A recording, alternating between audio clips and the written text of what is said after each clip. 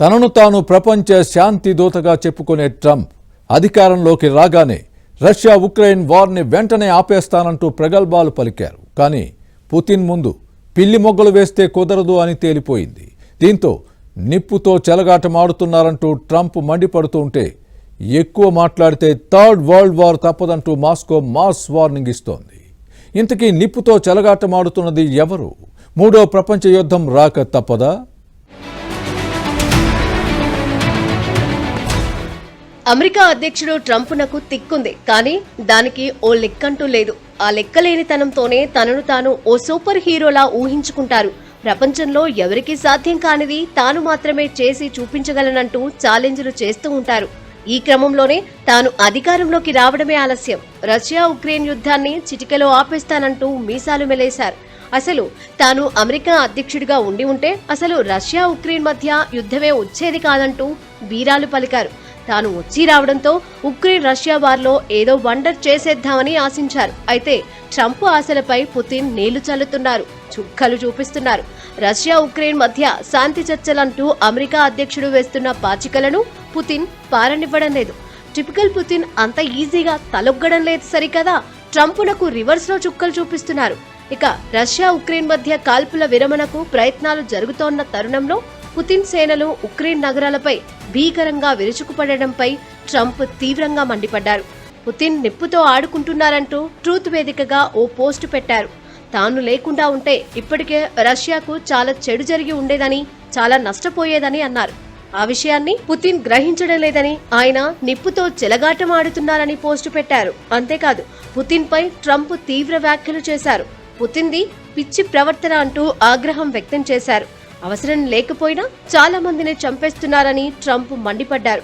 తాను కేవలం సైనికుల గురించి మాట్లాడట్లేదని, కారణం లేకపోయినా ఉక్రెయిన్ నగరాలపై క్షిపణులు, డ్రోన్లతో పుతిన్ విరుచుకుపడుతున్నారన్నారు. ఆయన ఉక్రెయిన్లో కొంత భూభాగాన్ని కాదు, ఆ దేశం మొత్తాన్ని స్వాధీనం చేసుకోవాలని కోరుకుంటున్నారు అన్నారు. ఆయన దృష్టిలో అది సరైనదే కావచ్చు, కానీ అది రష్యా పతనానికే దారితీస్తుందని ట్రంప్ ఆగ్రహం వ్యక్తం చేశారు.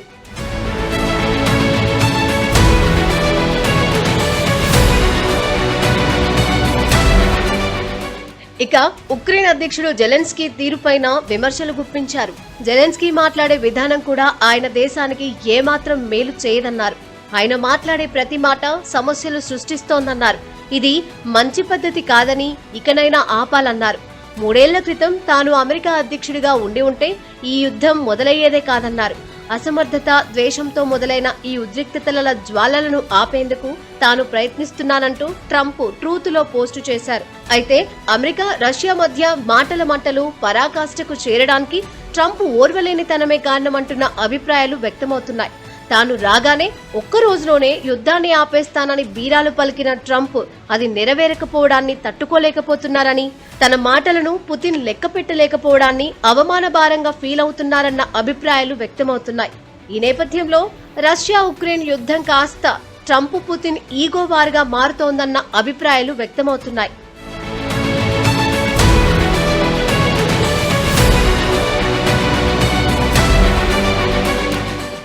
అయితే నిప్పుతో చెలగాటం అంటూ ట్రంప్ రెచ్చిపోయి చేసిన వ్యాఖ్యలకు మాస్కో నుంచి రివర్స్ లో సూపర్ పవర్ లో రెస్పాన్స్ వచ్చింది. తానే లేకుంటే రష్యా లెక్కలేనన్ని దుస్సంఘటనలు ఎదుర్కోవాల్సి వచ్చేదన్న ట్రంప్ వ్యాఖ్యలపై రష్యా మాజీ అధ్యక్షుడు, పుతిన్ సన్నిహితుడు దిమిత్రీ మెదెద్వేవ్ ఘాటుగా స్పందించారు. తనకు తెలిసిన అతిపెద్ద దుస్సంఘటన ఒకటే, అది మూడో ప్రపంచ యుద్ధం అంటూ ఘాటుగా ట్వీట్ చేశారు. తన మాటల అంతర్యాన్ని ట్రంప్ అర్థం చేసుకుంటారనే అనుకుంటున్నా అంటూ ట్వీట్ లో రాసుకొచ్చారు. ట్రంప్నకు కౌంటర్ గా దిమిత్రీ వ్యాఖ్యలు ప్రపంచవ్యాప్తంగా హాట్ టాపిక్ గా మారాయి. ప్రపంచం మొత్తాన్ని యుద్ధంలోకి లాగుతామన్నదే మెదెద్వేవ్ అంతర్యమా అన్న ప్రశ్నలు తలెత్తాయి. మూడో ప్రపంచ యుద్ధం తప్పదని రష్యా పరోక్షంగా హెచ్చరికలు జారీ చేసిందా అన్న చర్చ నడుస్తోంది. నిప్పుతో చెలగాటం ఆడదని ట్రంప్ అంటే మూడో ప్రపంచ యుద్ధ భయాల గురించి రష్యా మాట్లాడుతోంది. యుద్ధానికి కారణం నాటో విస్తరణ అవకాశం, నాటో విస్తరణ పరిస్థితి రష్యా సరిహద్దులకు చేరుకోవడం అనే ఆందోళన రష్యాకు ఉంటాం. ఇదే కారణం. కాబట్టి ఈ 2 జెన్యూన్ షరతులు. కానీ ఈ షరతులో ఒప్పుకోకుండా సీజ్ ఫైర్ అంటే కుదరదు అనేది, ఎందుకంటే మొదలైందే యుద్ధం, దాని పరిణామాలు ఇవన్నీ. కాబట్టి ఏంటంటే అది రష్యా కోరుతుంది. సరే ఏదేమైనా ఏంటంటే ఈరోజు మాటల యుద్ధం జరుగుతుంది, కానీ ట్రంప్ ఇప్పుడు దాకా కనపడుతుంది కేవలం మాటల మనిషే. కాబట్టి ఇది బెదిరింపులు కూడా పుట్టిన బెదిరించేవన్నీ కూడా ఉత్తమ మాటలే అనుకోవడానికి అవకాశం ఉంటుంది. అది పుట్టిన బహుశా గ్రహించి ఉండాలి.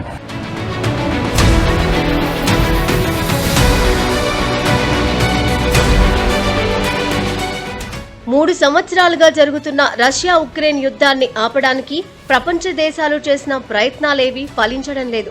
శాంతి చర్చల సమయంలో కూడా రెండు దేశాల సైన్యాలు వెనక్కి తగ్గడం లేదు.